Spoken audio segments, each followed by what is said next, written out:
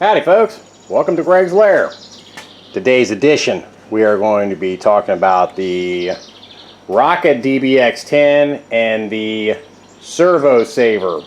Okay, so I've done some searching and I can't really find anything on it. So, alright, well, let me start with, I know my other video you had seen, had made a comment that it didn't want to steer left and sometimes right.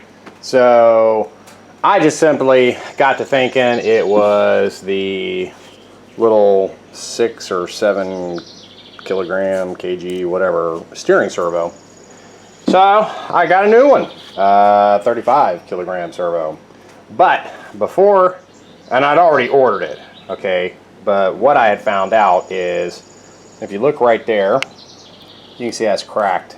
And I noticed, and I think I done chucked it, but the inside right there had been split. So apparently somebody had smacked a tree with it, because upon further inspection I noticed that the front of the frame down here was a little bent up. Okay, well yeah, that's definitely going to cause a steering problem. Well, the other thing I noticed is when you turn your wheels, let me see if I can get in here with a little bit of light. And okay, that post you're looking at right there, right dead in front of the lens there, is part of the steering mechanism. It's part of the servo that spins the wheels.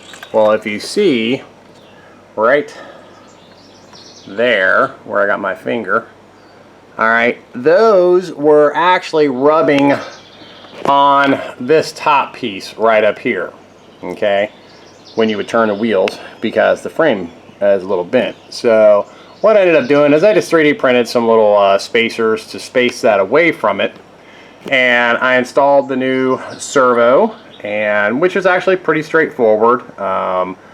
You use this original part right here, the plastic arm, which is non-adjustable, and all you do is you just screw it in. This servo comes with this new metal horn, all metal, not plastic. So, and you just, before you ever hook any of this stuff up, you just plug your servo in, turn it on, let it zero, and then go ahead and stick your arm straight up, and that's it. You know, then you put all the rest of the pieces together. This ESC here, or part of the ESC, this controller here, is just 3M taped on top of here, and that's how the original came. Okay, so anyway, I was all stoked. Figured I got this steering problem solved. Nope, driving around last night, still having the same thing. It's like, okay, so what else could it be? Well, what you're looking at right there is the Servo Saver, and if you notice, there's a little adjusting nut at the bottom, and it looks like it's kind of split in two, and it is actually split in two. And what happens is, you know, this is what, when you turn your wheels, let me see if I can get my light to stay up there, this moves. Okay, well, I was looking at it and it's like, yeah, it's moving. I thought it was actually broke, but no, they're actually made that way. But this part right there that I'm zooming in on, or I'm trying to zoom in on, it ain't wanting to focus. Come on, camera, focus. Yeah, it ain't liking that. Okay, well, that is adjustable. You can turn that. So I kept turning it and turning it and turning it until the cows came home, and it wasn't tightening up any. So, and I had done some reading on servo savers, you know, and you know, how they're, you know, used on other cars and what their purpose serves. So, and usually, you know, you'll kind of want it kind of loose, you know, especially if you got the stock steering servo in there and it's plastic gears, it keeps it from getting stripped.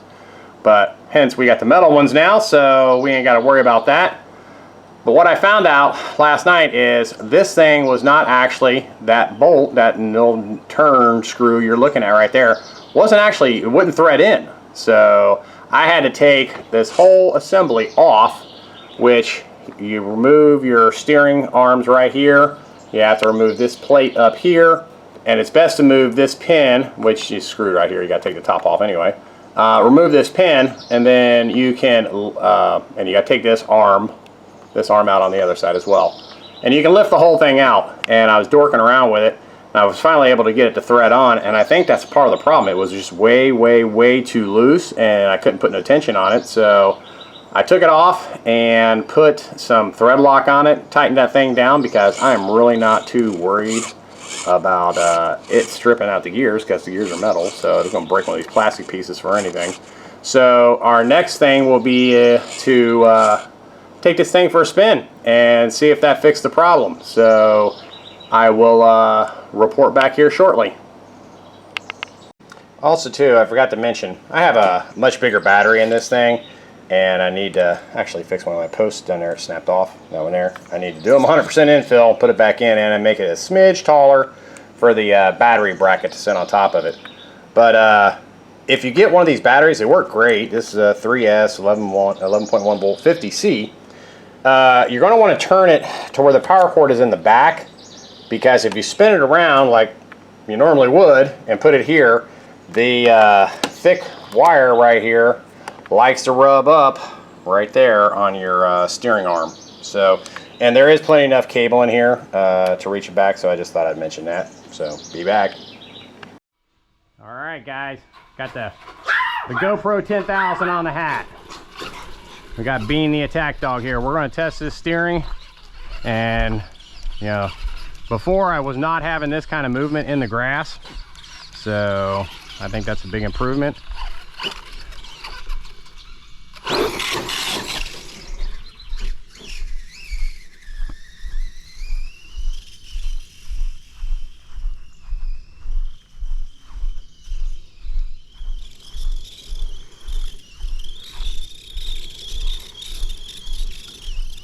Well, it's definitely steering much better.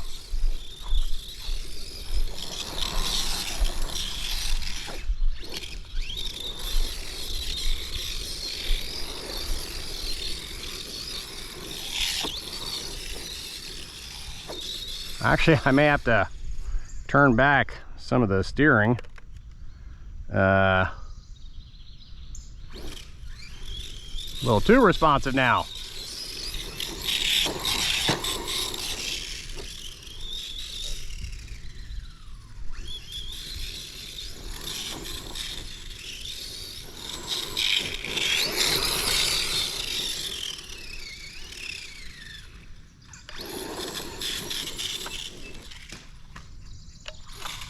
Oh, wiped it out.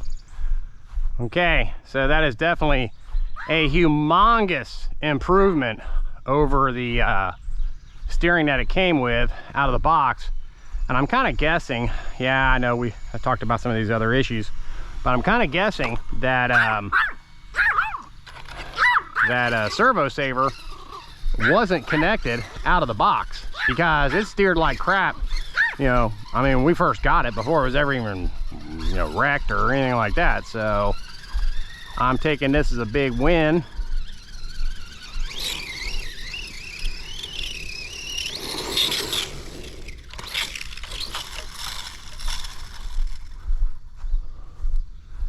All right, like I said, I did put Loctite on that, but I may end up loosening that. I was just kind of afraid it would loosen back up and pop off. So, but she's running good. So now all I gotta do is build a ramp so I can brake it proper. Running pretty decent. Pretty happy with that.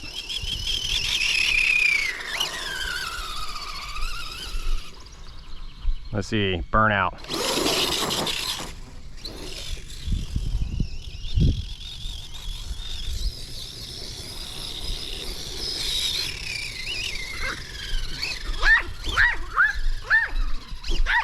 You tell it, Bean. Get it, Rocket Dog. Got a Rocket Dog, Rocket Car.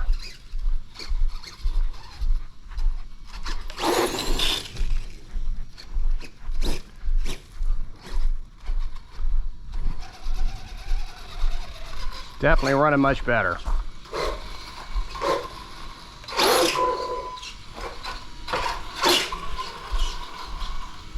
All right. So we'll add this in into that video footage. So be back. All right, so you've seen by that footage, this thing is definitely without a doubt steering.